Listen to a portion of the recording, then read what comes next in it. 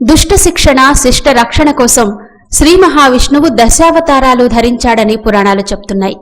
ఆ దశావతారాలలో శ్రీమన్నారాయణుడు ధరించిన మొదటి మానవావతారం వామనావతారం. దశావతారాలలో 5వ అవతారం. శ్రీ మహావిష్ణువు భాద్రపద శుద్ధ ద్వాదశి నాడు అదితి కశ్యపుల కుమారుడిగా వామనుడిగా అవతరించాడు. ఈ వామన జయంతినే విజయ ద్వాదశి, శుక్ర ద్వాదశి, వామన ద్వాదశి, శ్రవణ ద్వాదశి, మహాద్వాదశి అన్న పేర్లతో కూడా పిలుస్తారు. శ్రీ మహావిష్ణువు ప్రతి అవతారం ఏదో ఒక లక్ష్యంతోనే జరిగిందని పురాణ కథనాలు చెప్తున్నాయి. మరి ఈ వామన అవతారం వెనుకున్న కథనమేంటో తెలుసుకుందాం.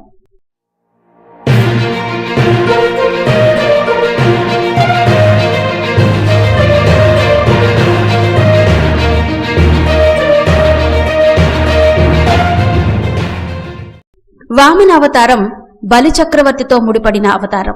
శ్రీ మహావిష్ణువుకి అపర భక్తుడైన ప్రహ్లాదుని మనుమడే ఈ బలిచక్రవర్తి.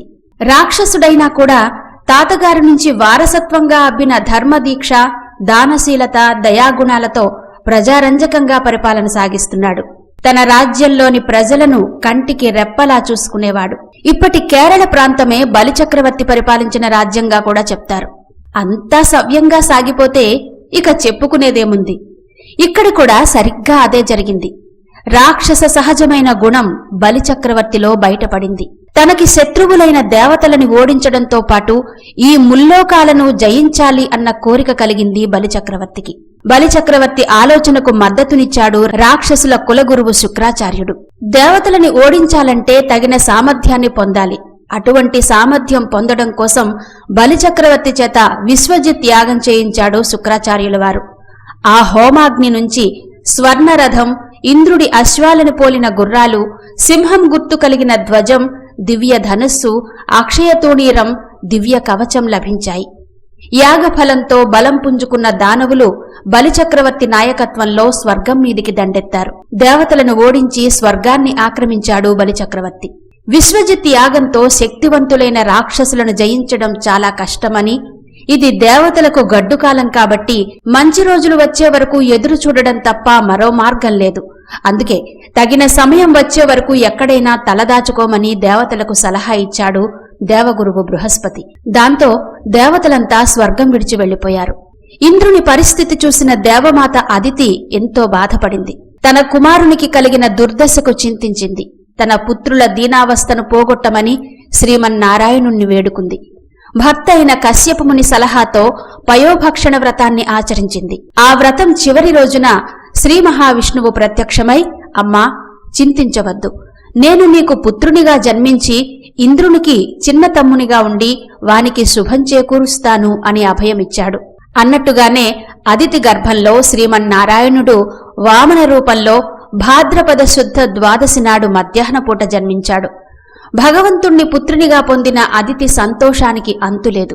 భగవానుని వామనుడిగా బ్రహ్మచారి రూపంలో దర్శించిన మహర్షులు, దేవతలు ఎంతో ఆనందించారు. వామనమూర్తికి ఉపనయన సంస్కారాలు చేశారు. బలిని అణచివేసే రోజు కోసం ఎదురు చూడసాగాడు వామనుడు. బలిచక్రవర్తి భృగుకచ్చం అనే చోట అశ్వమేధయాగం చేస్తున్నాడని తెలుసుకుని వామనుడు అక్కడికి వెళ్లాడు. దివ్య తేజస్సుతో వెలిగిపోతూ దండాన్ని, గొడుగును, కమండలాన్ని ధరించి వచ్చిన ఆ బాల వటువును చూసి ముచ్చటపడిన బలిచక్రవర్తి వామనుణ్ణి సాదరంగా ఆహ్వానించాడు. రావడమే స్వస్తి జగత్రయీ భువన శాసనకర్తకు అంటూ బలిని ఆశీర్వదించాడు వామనుడు. ఆ బాలవటువు తేజస్సుకు, అతడి వాక్చాతుర్యానికి ముగ్ధుడైన బలిచక్రవర్తి మణిమాణిక్యాల, వజ్రవైఢూర్యాల ఏం కావాలో కోరుకో అన్నాడు. బ్రాహ్మణ వటువునైన నాకేం కావాలి? మణిమాణిక్యాలు, భోగభాగ్యాలు నేనేం చేసుకుంటాను? యజ్ఞం చేసుకోవడానికి ఒక 3 అడుగుల నేల ఇస్తే చాలు అన్నాడు వామనుడు. ఓస్, ఇంతేనా? తప్పకుండా ఇస్తాను అన్నాడు బలిచక్రవర్తి. అయితే ఇదంతా చూస్తున్న రాక్షస గురువు శుక్రాచార్యుడు వచ్చినవాడు సామాన్యుడు కాడని, దేవతల మేలు కోరి వచ్చిన శ్రీ మహావిష్ణువే అని గ్రహించాడు. తన శిష్యుడైన బలిని పక్కకు పిలిచి విషయం చెప్పి, వచ్చినవాడు నిన్ను పతనం చేసి స్వర్గాన్ని దేవతలకు అప్పగించడానికి వచ్చిన శ్రీమన్నారాయణుడేనని, దానం ఇవ్వవద్దని చెప్పాడు. అయితే సాక్షాత్తు శ్రీ మహావిష్ణువే నా దగ్గరకు వచ్చి నన్ను దానం కోరితే నేను దానం ఇవ్వగలిగితే అంతకంటే కావలసింది ఇంకేముంది? ఏదేమైనా ఆడిన మాట తప్పను అన్నాడు బలిచక్రవర్తి.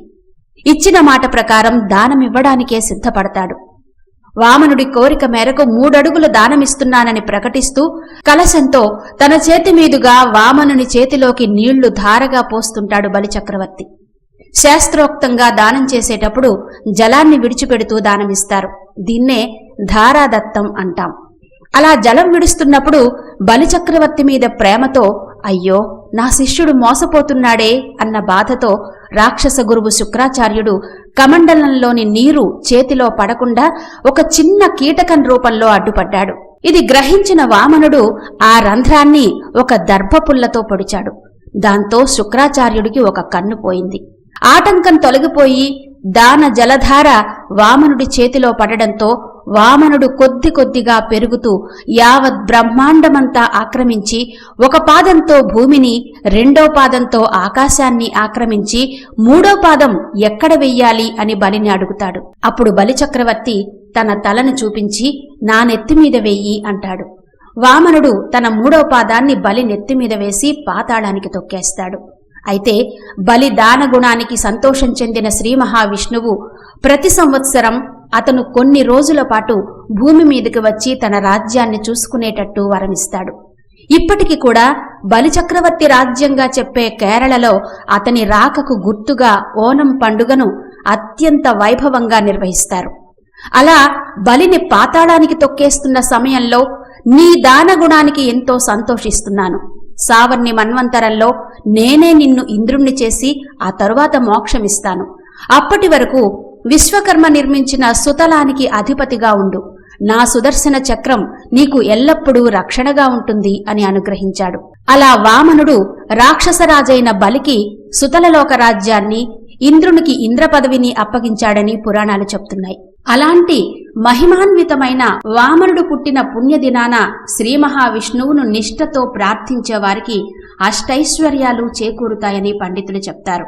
వామన జయంతి రోజున విష్ణుమూర్తిని ఆరాధించి వైష్ణవ దేవాలయాలను సందర్శించి ఆయన రూపాలలో ఒకటైన వామనుని తలచుకునే వారికి సకల సంపదలు, అంతకు మించిన జ్ఞానసిద్ధి లభిస్తుందని చెప్తారు. ఇది వామన జయంతి వామనావతార కథ. ఫ్రెండ్స్, ఈ వీడియో కనుక మీకు నచ్చితే ఒక లైక్ కొట్టండి. అలాగే మీ ఫ్రెండ్స్ కి కూడా షేర్ చేయండి. నా ఛానల్ ని సబ్స్క్రైబ్ చేయడం మాత్రం మర్చిపోకండి.